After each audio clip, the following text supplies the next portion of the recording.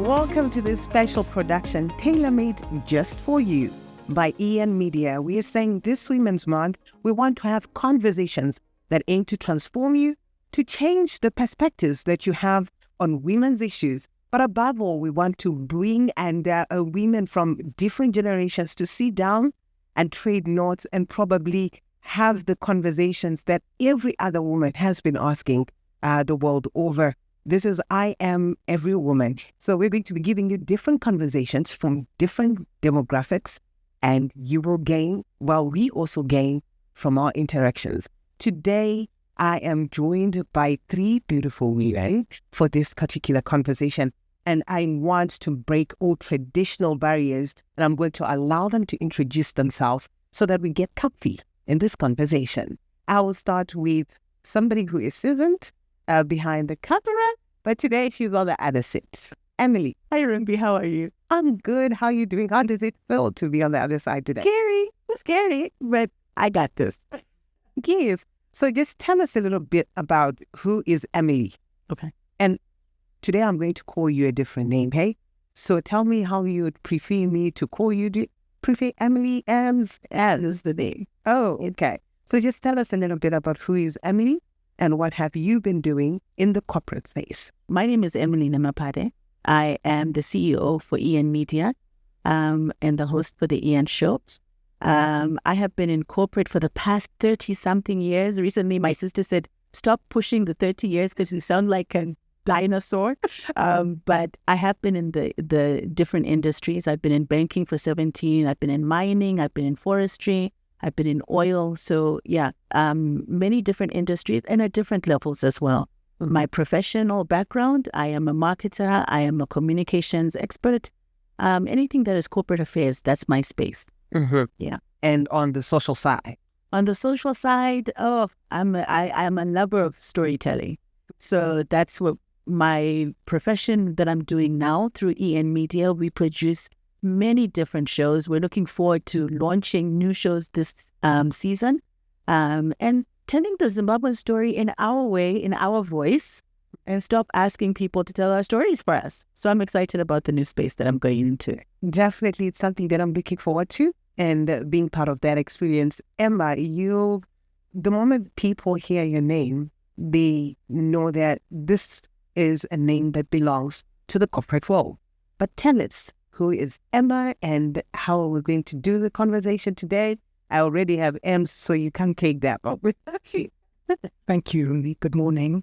Who is Emma Fundira? I'm a banker by profession. I actually started my career in as a lecturer at some stage of my life, and then I went into banking. So I've been in banking for a long time, and I then branched off to start my own corporate finance boutique, which is what I'm currently running. I'm a managing director of Finesse Advisory Services. I've sat on many boards. I was the first lady to sit on a listed company board, and I had to chair CAPS Holdings, the pharmaceutical company, when it was listed. I chaired the CMIS board, and I recently stepped down from that after I finished my term. And I currently sit on the Delta board and the Reserve Bank board. Powerful. That's basically who I am. And on the social side, who is Emma? On the social side, Emma is a married woman with 2 children who are all adults now. And she enjoys exercising, and she's played a little bit of golf here and there.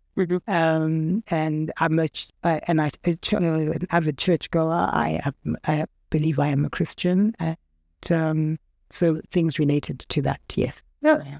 Wonderful. That's a huge portfolio.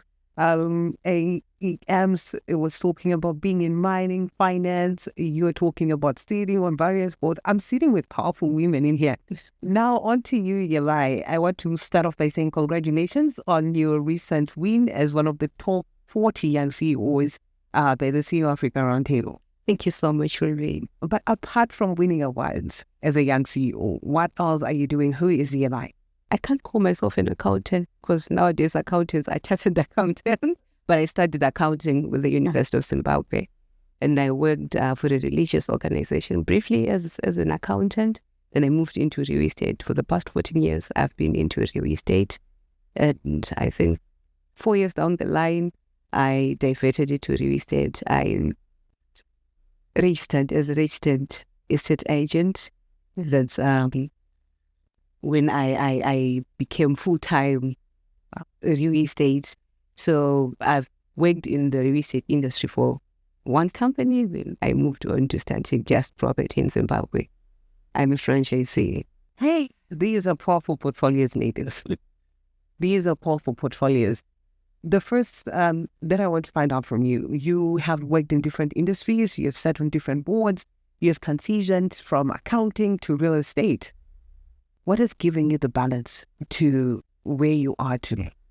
Being able to juggle all these roles and activities that you have, and also in your social spaces. There was a reason why I asked the social part. Maybe I'll start with you, Emma. I think balance is about prioritizing, scheduling. My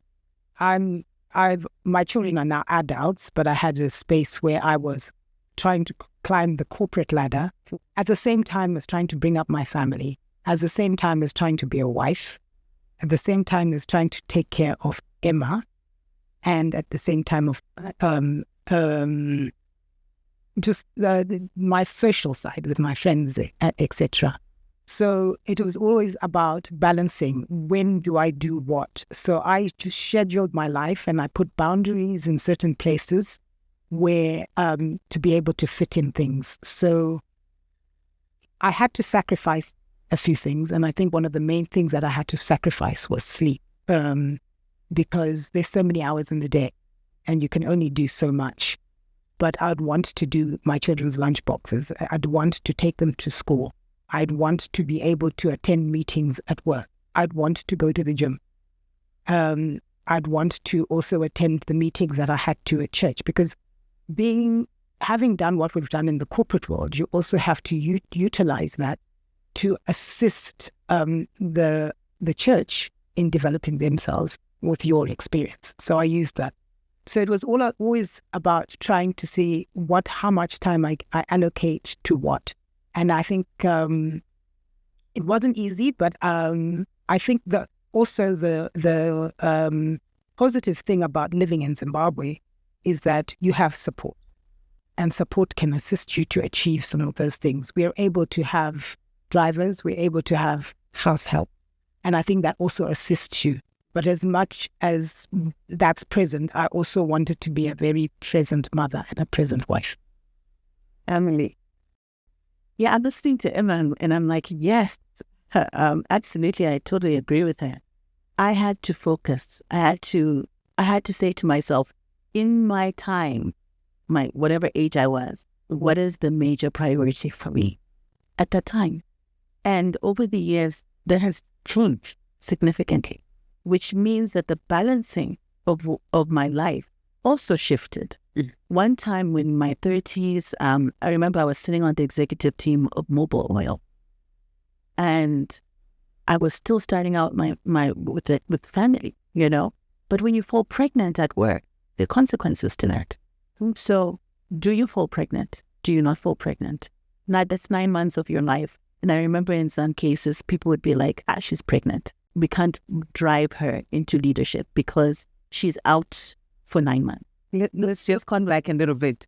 So you're actually telling me that women would be passed up for a promotion because they were pregnant? I have been in rooms where those conversations have happened, where people have mentioned, it was early on in my career.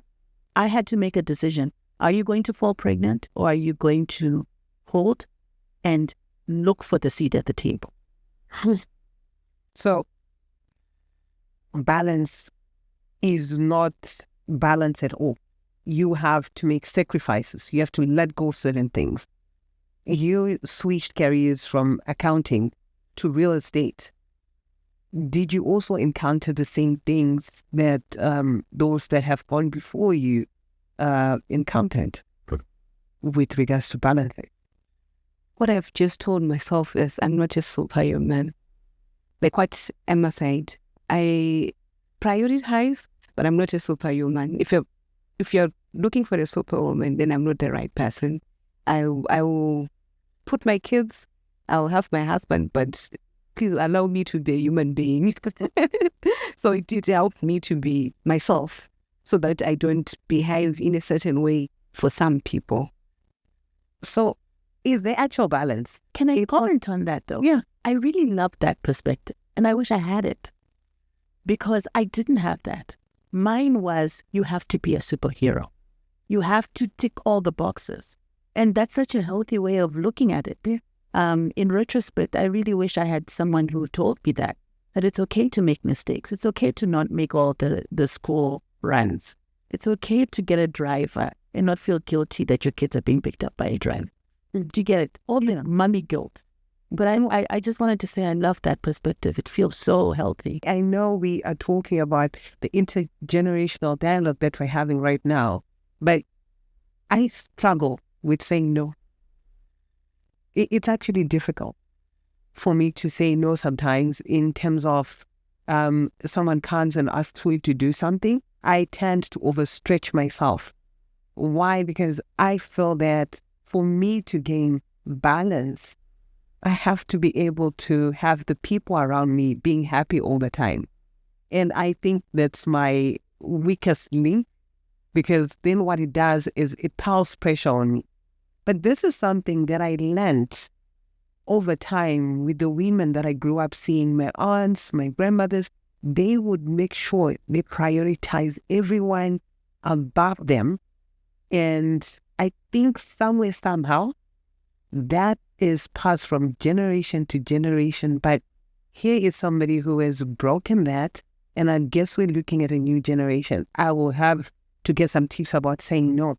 But I was asking the question, is there actual balance when we're having these conversations? Is there actual balance to what we're doing? Or we're just making do with what's there? There can be a balance, but something has to lose somewhere. Like Yeo said, that you have to you have to choose yourself sometimes. I think probably what suffered could have been me, but because I have a weakness in that I want to be a perfectionist, and a perfectionist in everything that I do. So I would try to make sure that everything is balanced. But unfortunately, you have to get to a point of putting boundaries into place. And you have to be able to say, no, I cannot do this. But the prioritizing is important. And especially, I believe, and I would love Yeo to respond to this, in this era. Because if I had not given attention to my children in this era, there would be mental health issues. You're not present, you're not there for me, how come you're like this, and how come you don't do this? Don't get me wrong, I used to drop my children and I would pick them up. I would allocate Friday afternoons. Regardless, that's boundaries. Mm-hmm. Regardless of my job, they knew that was my day of attending sport. Of course, I would cancel once in a while depending on what was expected of me at work in terms of an assignment. But most times, I attended all my children's sports. I actually sat on my children's, St. John's board as a board member. I was reading on. I used to do reading. And my work would know on a Wednesday, she might come into the office at 8 instead of the normal 7 or 7:30 that I used to come in. So you can do it. Do you think it was because of your position? Because I think when you're starting out, You're not I don't know if those conversations are possible. Position does come into play, but I think as I grew in my positions, I set my boundaries. Yeah. I was, in a way, fortunate and unfortunate in that I had my children late in my life. And I literally had my son at 33. So I was able to grow to that level and in my career. And at 33, I'm trying to think where I was a manager somewhere, but I still set boundaries because I wanted to be who I am and set, because it's just like the people say in a marriage, if you don't set your boundaries at the beginning, that's it. So you have to set your boundaries. And when you speak, what's your take? You also sat in very powerful positions in different institutions. What was your experience? I think the boundaries issue is very valid. I only learned to lead. So I sacrificed a lot of myself. I remember my kids being picked up late from school, and it broke my heart that they were the last to leave school. Why did they have to be the last to leave school? Maybe it was because I was saying, okay, I'm in a meeting, but let me just wait for another 5 minutes. We're about to wrap up. Until you get 6 o'clock and the guides are calling you and they're like, yeah, we okay. Whenever you do it, they'll set up a score. And I remember those moments and they broke my heart.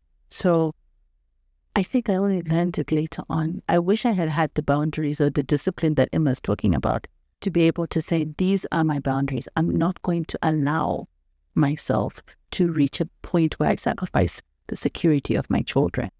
So I'm supposed to go to a funeral and maybe it's Tasha with something very important with.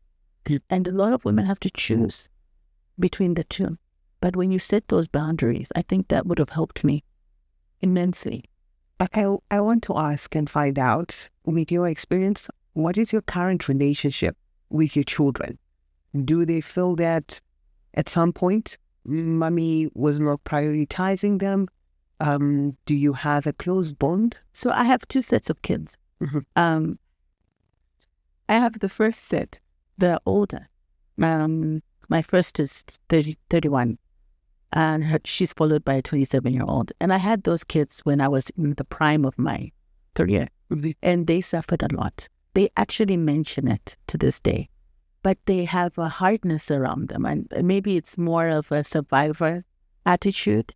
Then I have a second set of kids who are younger, in high school right now. And my older ones see me mothering these younger ones, and they're like, Mom, you're getting it wrong. So they're having to correct me and say, but you didn't do that to us. And look at where we are now. I'm able to do A, B, C, and D because you made certain decisions. But if you don't make those decisions on the younger one, we're going to have a problem. So for me, I think it's now the balance of, I don't want to overly pamper, but I'm also, there's a lot of guilt that I'm now facing to say, don't make the same mistakes again. But are they mistakes? Because these guys are actually very strong women for their own right? So I don't know. You're right. You are in your pride. You have kids. How do you balance it all out? You talked about prioritizing. What is the relationship? They're still growing up. They are. I've in grade 5 and the grade 3. I've put them in weekly boarding so that at least I focus during the week. So we drop them off on Monday, pick them up on Friday, and I attend their sports. I attend all sports. I don't feel guilty about putting them in boarding school. I feel I have the time to focus on building what I'm building without any disruptions along the way. They are happy in boarding school, and they are also learning. And I feel there's a gap that is being filled that I might not have filled if I had not put them in boarding school. They are responsible people. They know their things. They know I have this. I have to put this. They have routines that they now adhere to. And I make sure every weekend I spend time with them from Friday to Monday. This week is a half term. It's all our time. We spend the most time together. And we always make sure we make time during holidays to be away with the kids, just the 4 of us, their father and the kids. We go away for a week or 2 just to bond and come back. And the kids are used to those routines, and that's how I'm managing. You have reminded me of something. I used to look at boarding school differently because I spent a lot of my time in boarding school. And I thought it was a way of parents trying to get rid of us. At some point, did you guys have those discussions about boarding school with your children? My kids didn't want to go. Mine did. Initially, my son wanted to go. And then I think when he realized that his friends weren't going, he decided against it. I went to a boarding school. But I think because we were in a different era it was different. And I think the relationship I have with my children and the relationship I had a very good relationship with my parents, but I think had I been a day scholar, it would have been a totally different relationship. Yeah, right. Your kids are in boarding school. You see them once every weekend. What is the relationship dynamic like in terms of handling conflict? Because I'm guessing day-to-day interactions bring about conflict between the parent and the child. You have them in weekly boarding school. What is the experience like in terms of conflict handling? There isn't much of a difference. I try as much as possible to spend the weekends with them. And in terms of conflict, there hasn't been much of a difference. They're still the same. We spend every day, like on the holidays, we spend 2 to 3 weeks together when we travel, and we talk about it. We talk about boarding school. My son, when he went to boarding school, his friends were going. He was excited. We didn't have any problems because he was going with his friends. I think there were 3 from the same school going to a boarding school, so he was happy about it. And my daughter couldn't wait to join his brother at a boarding school. She was actually lonely at home because she was the only child at home. Do you think things would have been different if the children had been in boarding school and you didn't have to delay picking them up in some way? I think so. I think it would have provided a lot more control, like what EY is talking about. It relieves you of those daily pressures and it allows you to focus on your job a lot more. So do I regret those times? I think it's just looking back and saying, I could have done better. But I suppose it is what it is. We are talking about balancing things as women in the corporate sector. We're talking about having a different perspective, the experiences that we've shared with our children. And we are going to be going to another conversation, engaging as well. But for now, we just take a short break.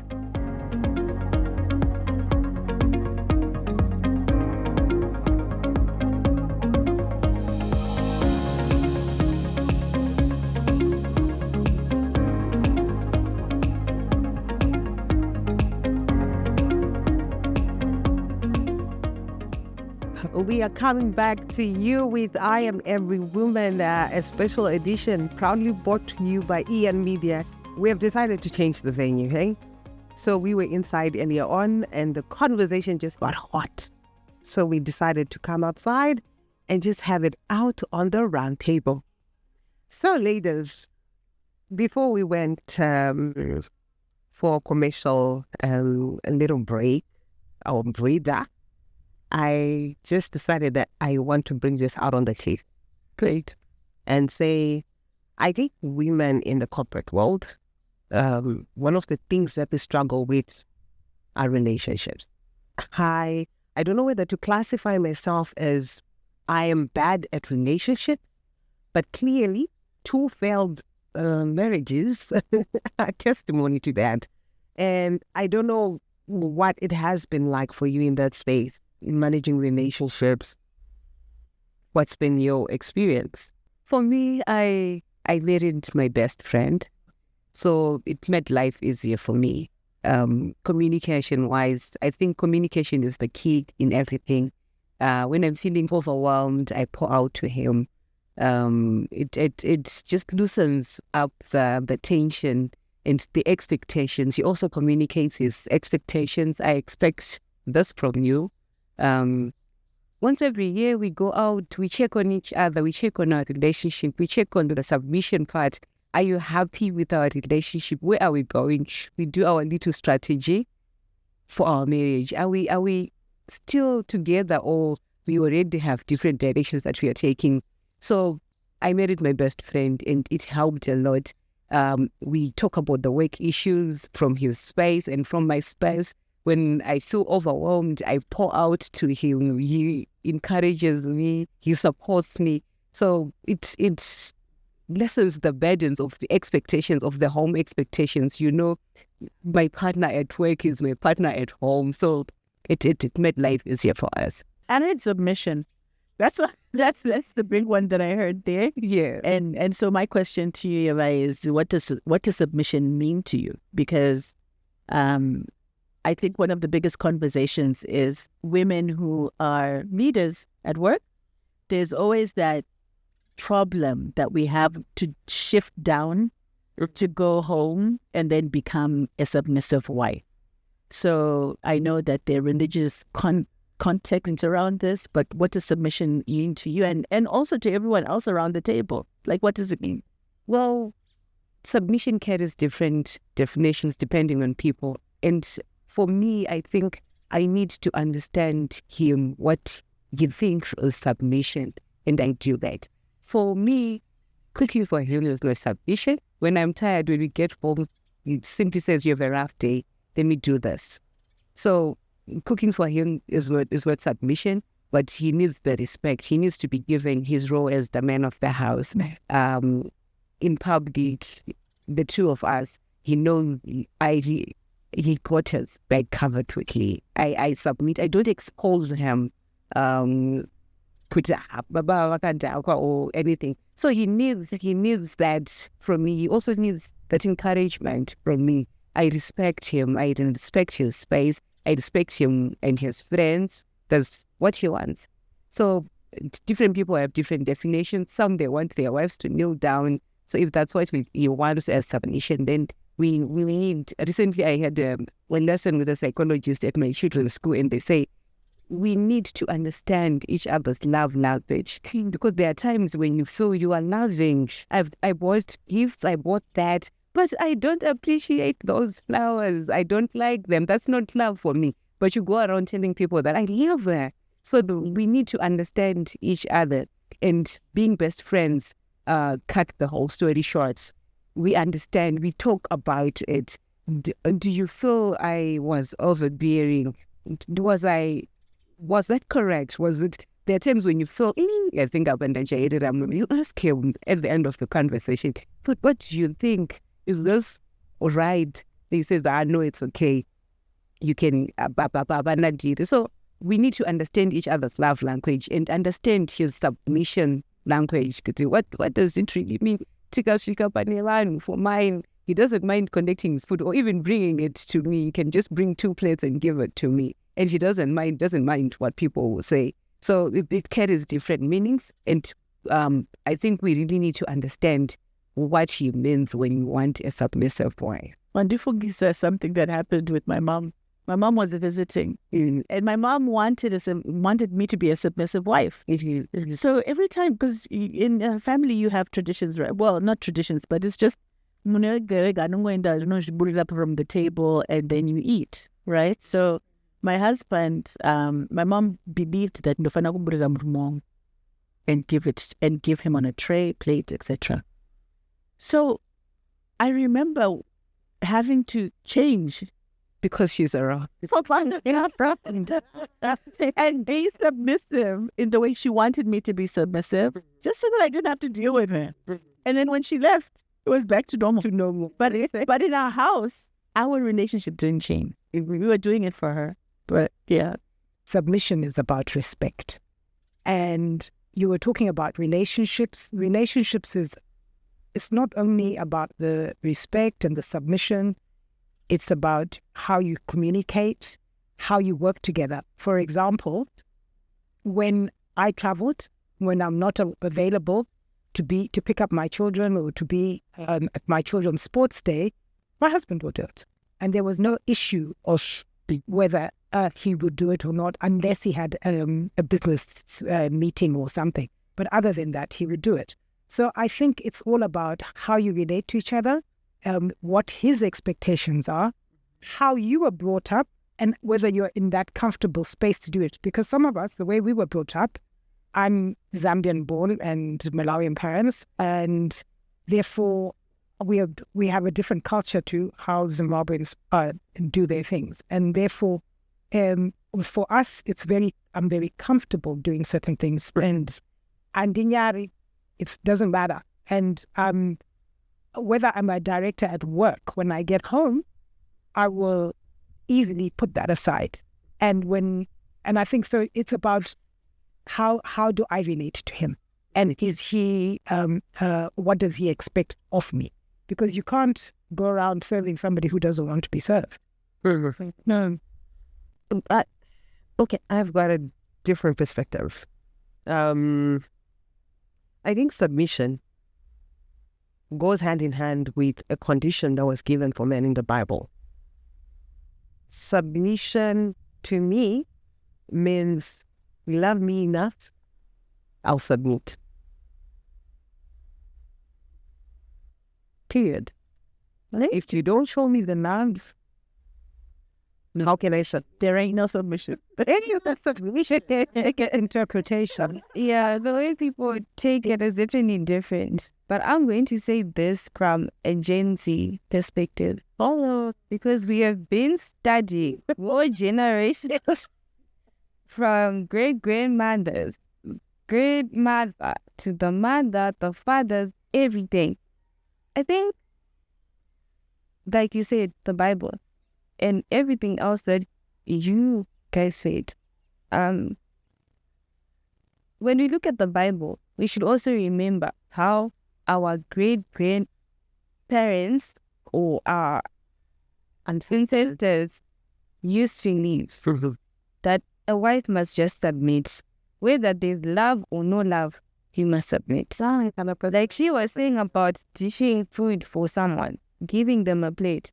Those are things that we have seen or we've been told to do by our grandparents, our mothers, because they also learned it from their own parents, and their parents learned it from their own parents, and it just goes on. So it seems like it's a cycle. But Gen Z, when we enter the space, no, we need to evaluate.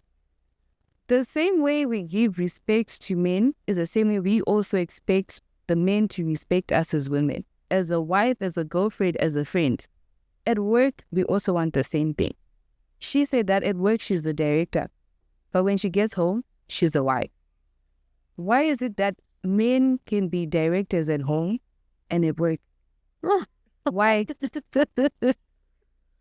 And why is it that we are the ones that always have to submit? And like the fact that she said that her husband can even get 2 plates for her and for him. And then we have grandparents that will be telling us you need to dish food for your husband. In fact, kneel down, wash his hand. What she's saying in Shona culture, no, not in Shona culture, in Zimbabwe culture, African culture. a man brings a plate to you as a woman, and you're also powerful. Akajiswa. That's the narrative. Exactly. Akajiswa. And who is saying these things? It's us women. It's women. Your question is let's go back to it. You were saying, why is it that men don't have to power themselves or power down? But there's no power downing.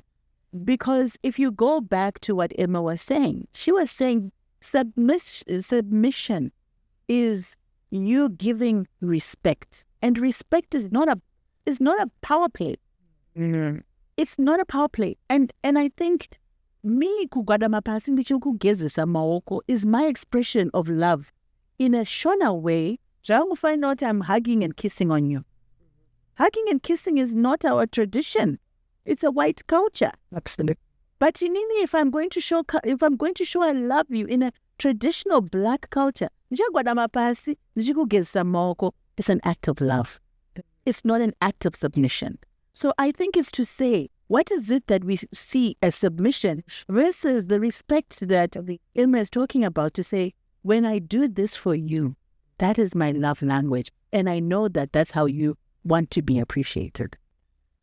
You will find that when you're a working woman, their men would take advantage of that.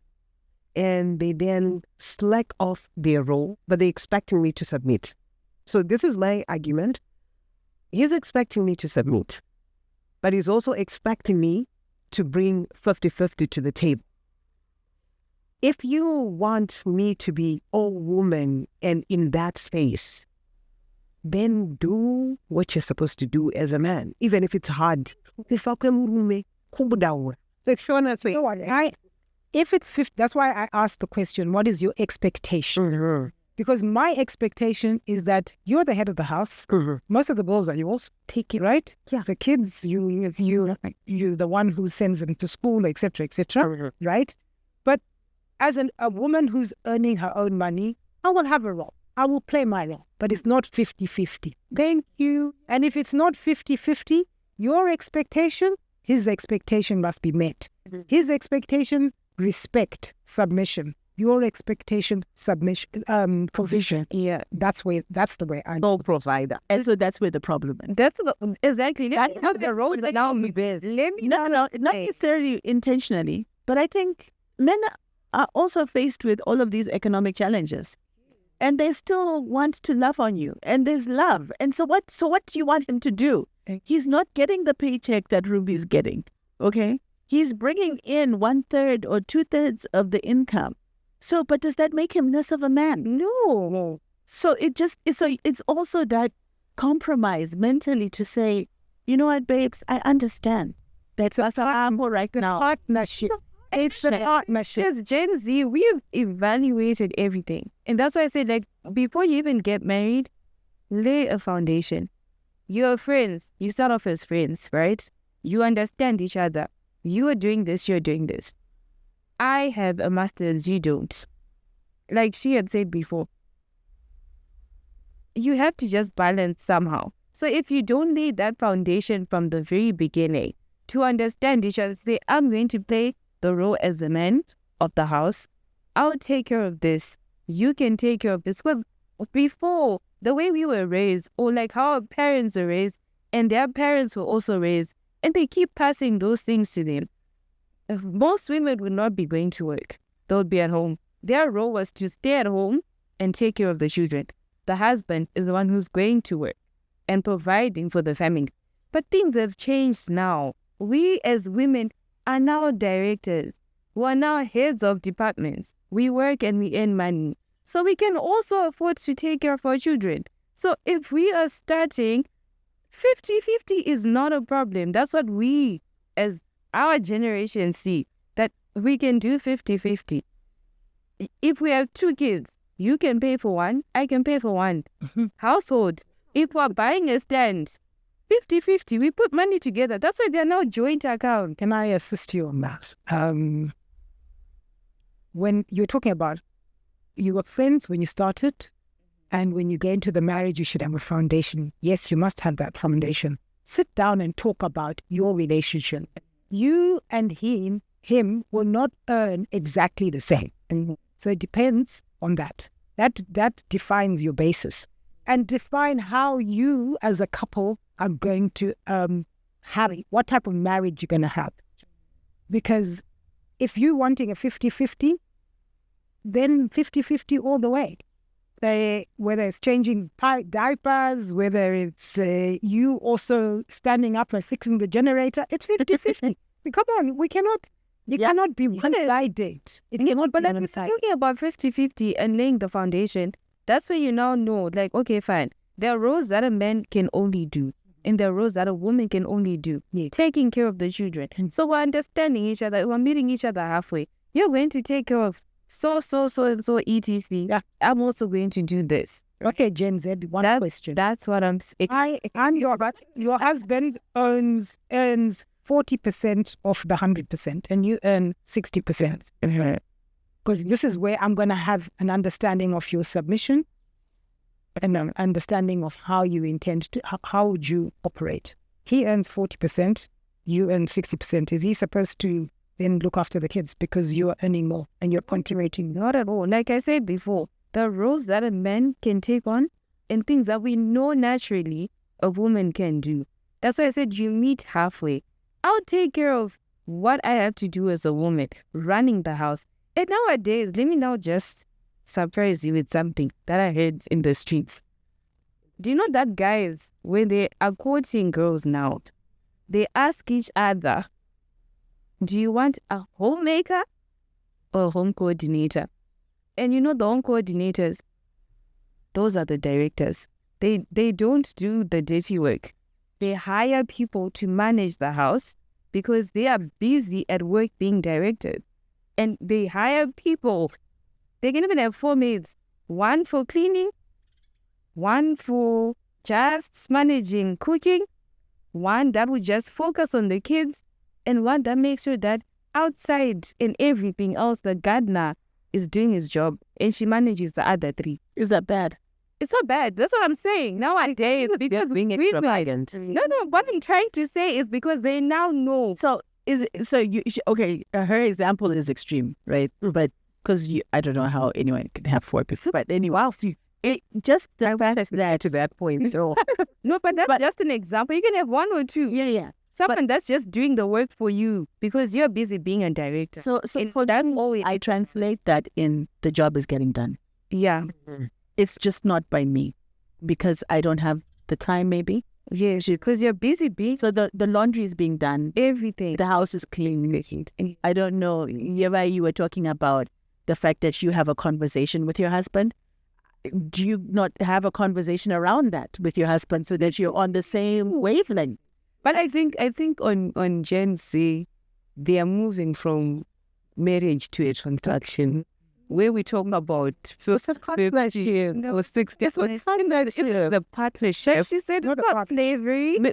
A marriage is not The business. a business. It's not a business. It's not a partnership. If you are coming together as one, what he earns, there is no his money and her money. That's what I said. You understand each other. Yes. So there's no doctor stand is 25 years, 25 years. Oh, it's you guys coming together and saying we want a big house. Let's work towards it together. It's not like kanzatu. No, we're coming together. That's why I said you lay the foundation to be friends. Understand each other, your goals. We want 4 kids. Which school are they going to go to? Let's open a trust account. Put money into it. Okay, I earn 10,000. You earn 5,000. Put so much. I'll put so much as a man of the house or whatever it is. So it's like I'm just saying We have 17,000. no, When you're you're just understanding each other. we have 15. That's where you're getting it wrong. You guys are just coming together as husband and wife and you agree. That's why I said the friendship is very important. Because if you guys don't understand each other, one has a master's, one doesn't have. One is a manager, one isn't a manager. You guys have to understand each other.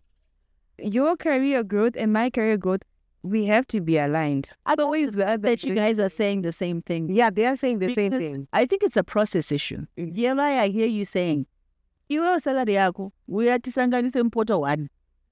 Mpoto yedu E. How they 15,000. How do we this? Right? Yeah. He's saying, Is saying, I have my salary, you have your salary, but what is it on the table that we need to sort out? Okay, let's agree. I have more, so let me do a bit more. You've got less, maybe you can do a bit less. But you still have the autonomy of saying, in my personal account, this is what I this. correct? I think Yeah. Jean's story has changed.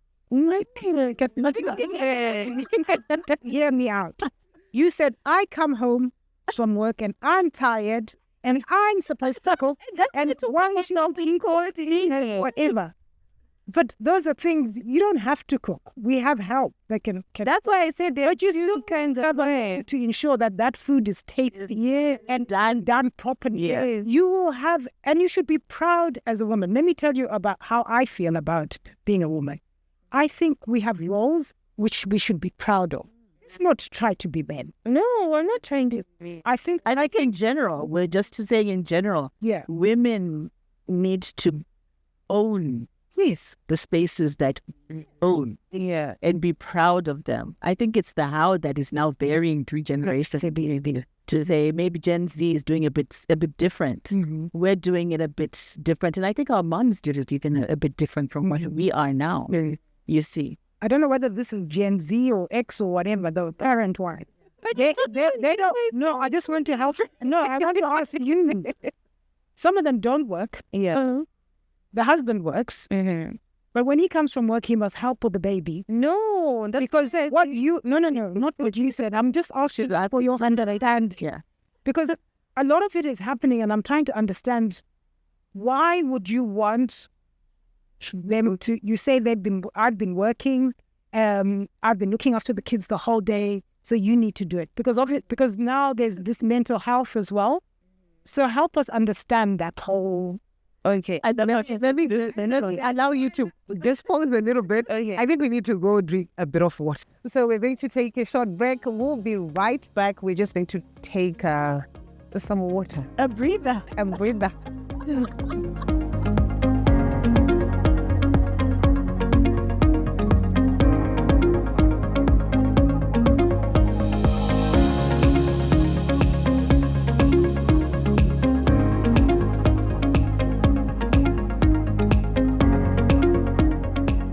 We have had discussions around scaling the corporate ladder. We have had relationship management, but now we're delving into something a little bit with depth and growth.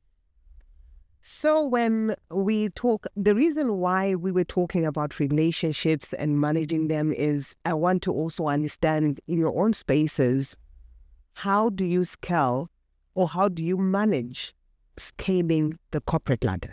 I think it's a question that a lot of women have. How do you manage yourself? How do you carry yourself if you want to continuously be elevated in your workplace? I'll share my experience. When I joined Barclays, so our board member was Emma. And oh my gosh, I'm explaining this. We were so scared. We were scared, but in a good way.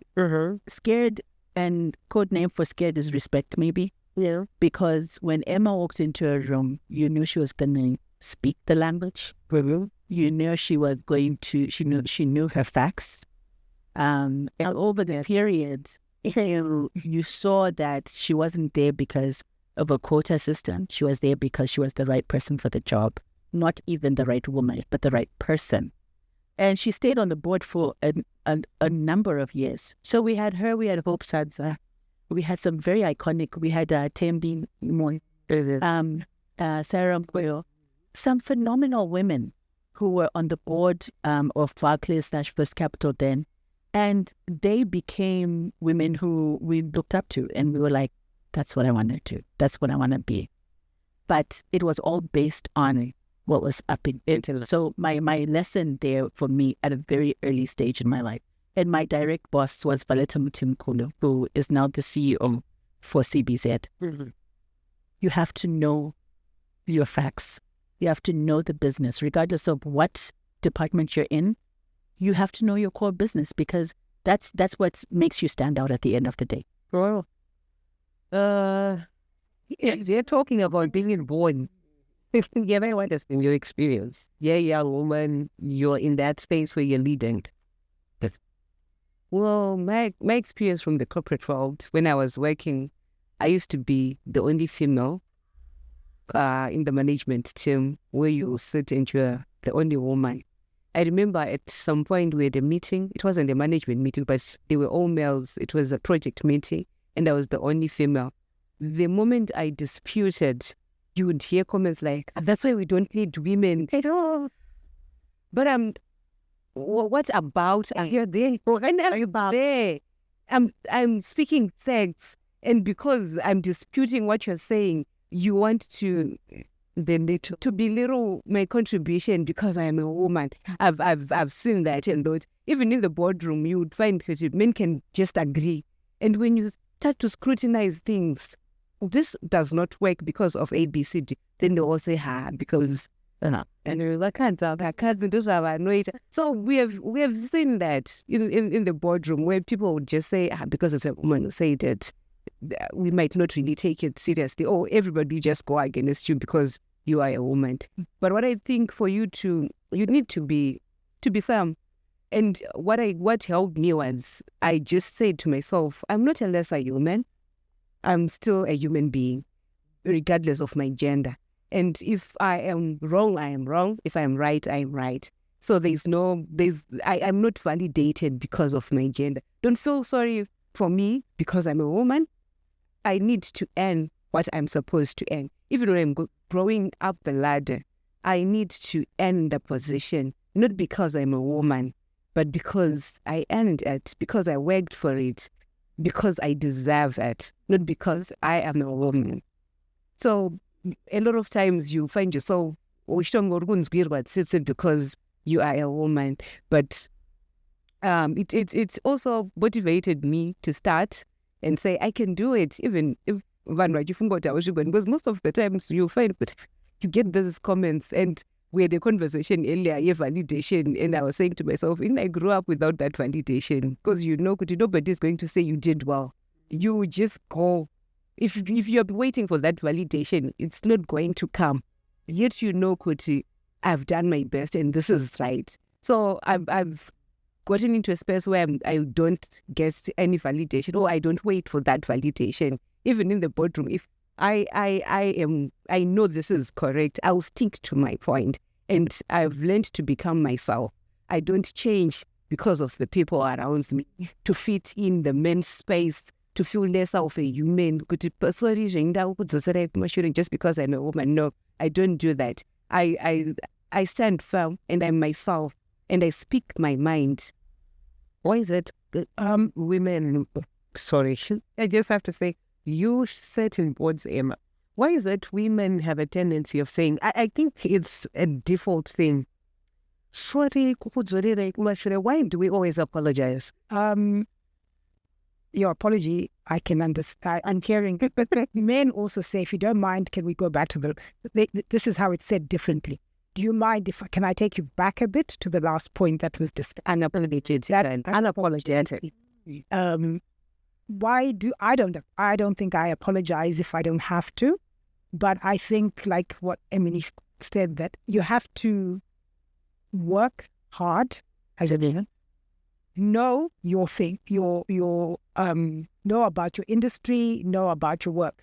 Do not expect to climb up a ladder because you're a woman and they're trying to fill in the gender balance. But because you've earned it. You as a person should be proud of the fact that you've earned it. I liked what was said earlier about you must validate yourself. You must be able to work with courage. You must be able to walk into that boardroom and defend what you believe. You will not always agree with everybody. There are times I haven't agreed with people and I've given my point, and maybe you've even swayed people towards it. And never be shy to ask if you don't really understand, because there are times you'll find that people around the table, some have not even read their board packs and they're sitting there, but because they're men, it's a boys' club, they're allowed to do that. We're not allowed to do that. Right. So we have to make that extra effort of making sure that we are fully au fait with what is going on. And even as we climb up the ladder as into managerial roles, into senior managerial roles, you've got to know your stuff. You must have earned it, and you must have pride in yourself for knowing that you've earned it because of hard work, and not earned it because you slept with somebody. Earned it because there's a quota system. And then you get to the top, you fail to manage because you don't really understand what you're doing. And I think that point is so important. No one owes you anything. No one owes you anything. If you're gonna sit, if you want the top table, and if you want a seat at it, you have to work hard for it. Learn the business. No one can take that away from you, because what is in here and your performance has got to be double, triple what the guy is doing, because that's how you stand out. The judgment levels are so different for us as women. And it's either you accept it or you just don't accept. And also, they don't see you. Yeah. They don't see you. So you have to perform double for them to see you. You go into a board. I mean, I remember when we were doing the demutualization of Old Mutual. My boss was Hugh Van Hoffen, wearing post-Rhodesia. This is a white person, he's male. I'm a black person, I'm a female. In our industry, very few, in fact, zero black women at that time, very few. They ask questions, and at the table, this is in a meeting, they will say, sorry, Hugh, what was your take on that? And he says, no, after I have spoken. But they want him to tell. And fortunately, if you have the he for she support, then you're good. Because he would say, I actually don't know much about what's going on. I'm just in the meetings with her. She is more familiar with the nitty-gritty of the things. So if you have that support as well, it helps. But even when you don't have that support, you must be able to say, can I just elaborate more on, give you more detail on this, for them to understand that you actually knew more than the person who just spoke before you. So I just wanted to say, before I joined First Capital as a graduate trainee, my mentor was the current CFO for Evocash. Because in my head, I thought I want to be an auditor. I want to go to C area. Had I found anything? No. But First Capital came first. And when I joined, I remember he said something. He said, never wait to be invited to the table. I'm not saying to anyone, invite yourself, no. But knock on the right doors. That even if you get a job and you're not happy with the place that you're at, knock on the right doors. Always knock on the right doors. Form relationships with the right people, the people that are in more senior strategic positions. And he was literally saying, I'm not saying be fake, don't be fake, but form genuine relationships with people that you know that these are your sponsors. He said to me one day, you need to have board of directors in your career life. Don't think about your life outside, but in your career life, you need a mentor, you need a sponsor, you need someone who has links. So remember those people, that when you're selecting even your mentor can be all the 5 things that I've told you to look for. But always make sure that this person is your person and this person aligns with the goals that you've set for yourself. Yeah. So that was the first thing. So when I was applying and I even got into First Capital, that's the first thing I remember. And he even said the same thing. You're a girl. Men in the corporate world, it's that, like she said before, it's either you're going to sleep with someone or someone try and advantage you just so that they push you forward. But like, before I even applied, I said to God, I don't want any of these distractions. Place people in my line that are going to just measure me and let me learn. And I was so happy because the day that I got the job, the first call that I got was actually from my boss and not HR, the person that I was supposed to be reporting to. And Teresa Chuyu, she was a firm believer in pushing the girl child forward. She would nurture everyone. Feisty woman, very feisty. I'm sure you remember her. And she said to me, there's someone, but I want you to work with this person first. I know she'll do a good job with you. You're shy, but I can see that you have something in you. So I want you to go to marketing first. And guess who the head of marketing is? Emily. And she used to throw me in the deep end. Until I got my voice, I would never sit in front of a camera. But she pushed me. And throughout my journey, I've just been blessed to work with women. There was Saru, who's the current company secretary for First Capital. There's Angie, who's the retail banking director. All of them. And you know, when these women walk into the room, when we last week, Garaimush. And that's like, I don't think it's a thing of people fearing you, but the level of respect that they earned as women within the industry. And that's why I always remember what my mentor before said to me. And I said, you know what? And I would always be by her door. And I know she used to think, this child, what does she want now? But I'm so grateful because, like you have all said, you just have to know where you're going. You should speak early. You should know what you're saying, because men always have a step ahead or like the greater advantage as compared to us. I like the fact that you're talking about Angie, Saru, myself, senior leaders at first who were senior leaders, and Teresa. But funny enough, we were also gleaning from people like Emma. So it's a great way of showing that there are always levels. When there are always levels, and we're all learning at the end of the day. So the people who you were gleaning from were also gleaning from other people as well. And I'm sure, Emma, you're gleaning from other people, and this rotation goes. I think the question for me is, when you get into an environment and women are hostile, the very woman that you're seeking comfort from becomes your biggest adversary or becomes your biggest competition and doesn't provide a platform that's nurturing, because just because you're a woman, I don't have to nurture you. You know, I've also heard of other women who have gone with cases. I'll talk about sexual harassment because it's being in the workspace. I mean, the main sexual harassment issue to a senior or a woman whom they think is going to help them through. And when they get there, they'll hear a comment like,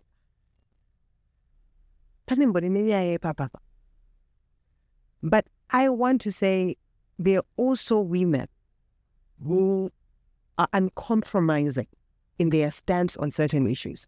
I was privileged to work and be mentored and nurtured by some of the powerful women in the industry, in the communications industry. And I also had the opportunity to interview powerful women in the industry. And one of the things or the key takeaways all these women shared with me, which remained consistent, is if you're going to scale the corporate ladder, you should always make sure that your integrity is uncompromised. Your integrity is the core that holds everything together. So I was looking, these are conversations that were coming from women in different industries. You're talking of women in manufacturing, in banking.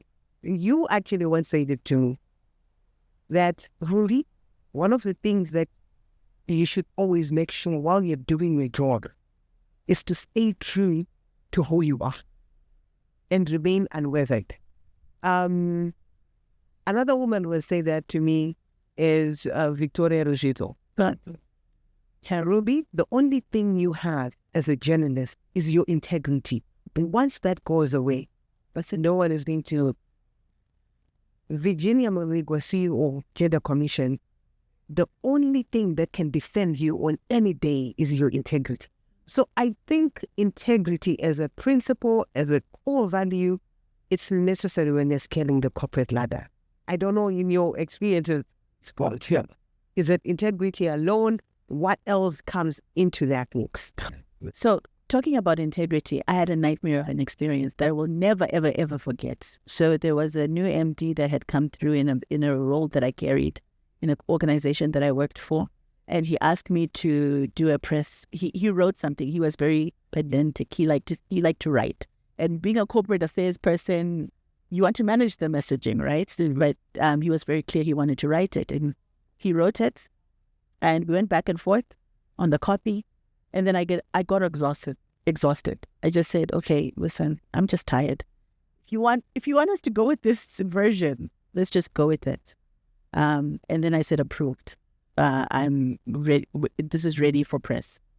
He called me into his office and he said to me, Emily, are you sure this is ready for press? And I said, yeah, sure. And he says, are you sure this is ready for press? And I was like, yeah. But my yeah, sure was more like, okay, maybe not. And then he said, Emily, are you sure this is ready for press? And I said, no, it is not. And our relationship changed.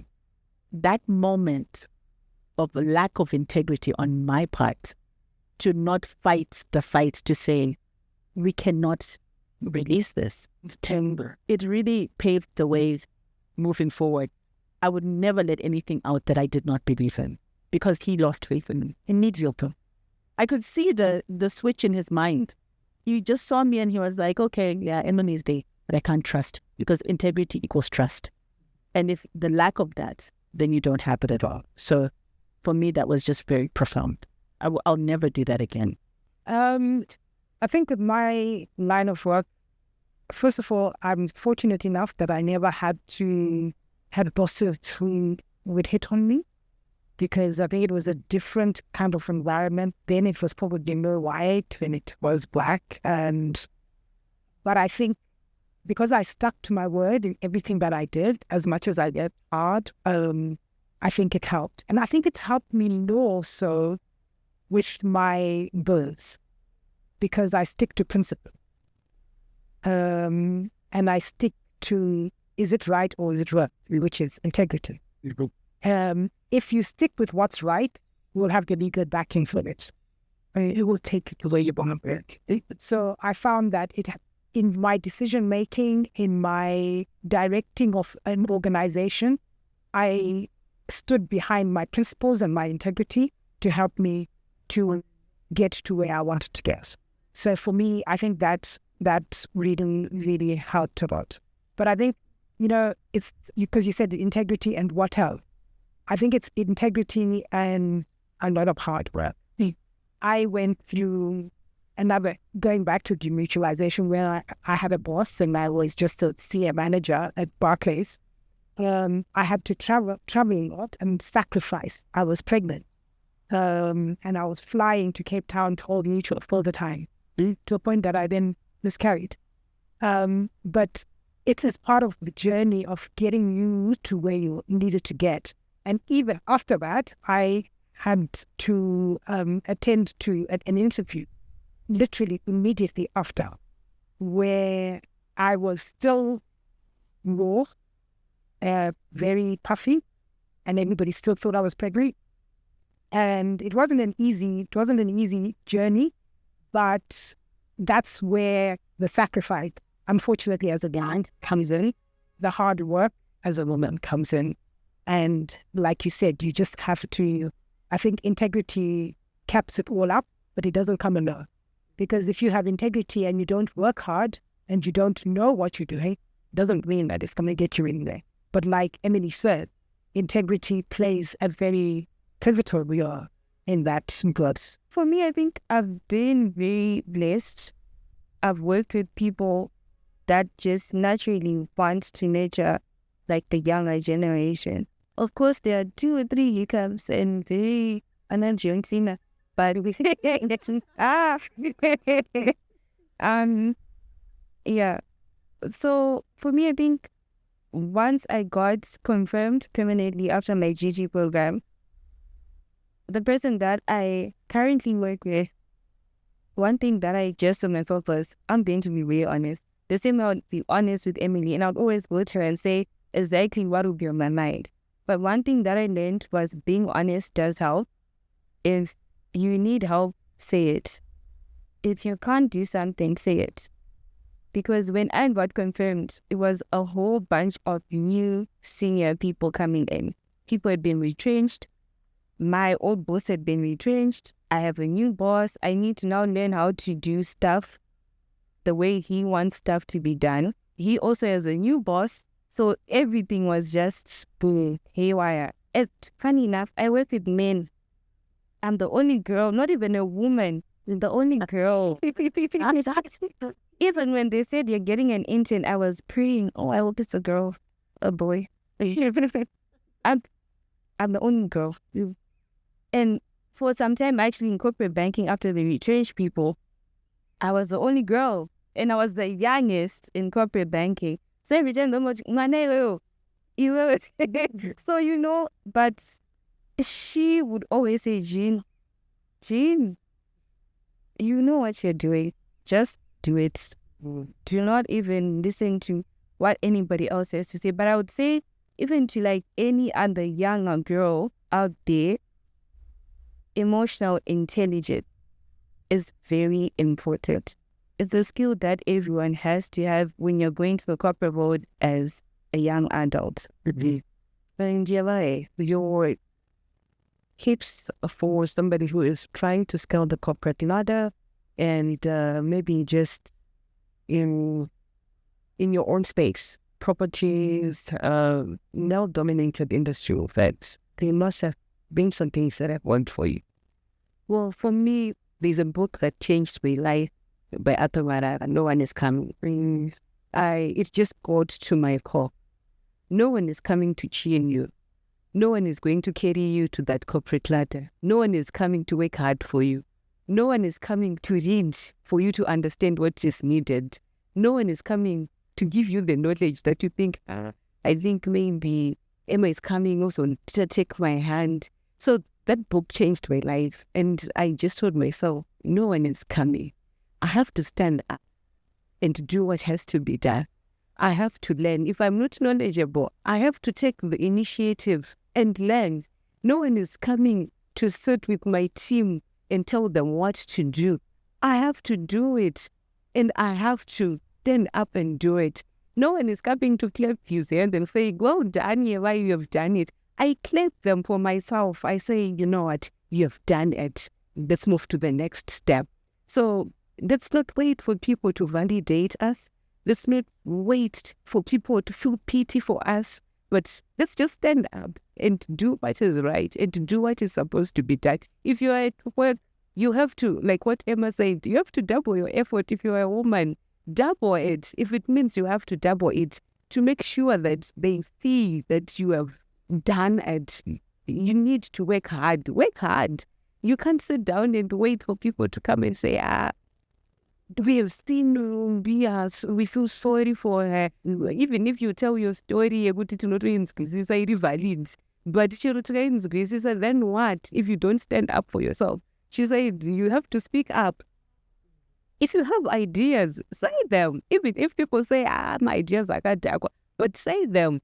At some point, people will come back and say, but Rumbi said this at some point. People meeting, yes, I tell her this by Rumbi, and we ignored it. Say it, don't keep it to yourself. So I've learned to stand up for myself. I've learned to clap for myself. I've learned to speak up. I've just learned to say, it's about me and nobody else. I'm not going to wait for anyone else to do it for me. So it's about you. What do you want? Where do you want to go? How do you get there? And start taking the baby steps towards where you want to go. Don't wait for anybody else to come and push you up the ladder, because nobody will come and push you. You stay where you are until Jesus comes. Until Jesus comes. They do. So it has been a wonderful conversation. We have talked literally about how to scale the corporate ladder. We have shared tips and beats around relationships, managing them in the home space, in the workspace. But above all this, we share one thing in common.